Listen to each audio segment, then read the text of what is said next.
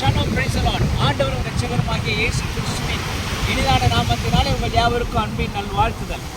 இன்னைக்கு ஒரு எபிரேய வார்த்தை கற்றுக்கொள்ள போகிறோம். கடலுக்குள்ளே நின்று என்னங்க எபிரேய வார்த்தை? கடல் என்பதற்கான எபிரேய வார்த்தை யாம். யாம் என்றால் கடல் என்று பொருள். எபிரேய மொழியில் கடல் என்பதற்கு யாம். இதை எப்படி புரிந்து கொள்வது? மிரியாம். மிரியாம்ல மிரிங்கிற வார்த்தை எடுத்தீங்கன்னா யாம் என்ற அர்த்தம். இஸ்ராயேல் ஜனங்களுக்காக ஆண்டவர் செங்கடலை பிளந்த போது, செங்கடலை பிளந்து அதன் நடுவே இஸ்ராயேல் ஜனங்கள் கடந்து வந்தார்கள். மிரியாம் பாடல் பாடினார்.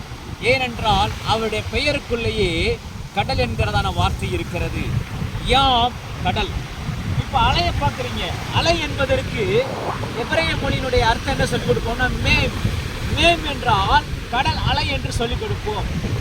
யாம் என்றால் கடல், மேம் என்றால் அந்த எபிரேய வார்த்தையுடைய பொருள் கடல் அலை. கர்த்தர் நம்மை ஆசீர்வதிப்பாராக. ஆமென். ஷலோம்.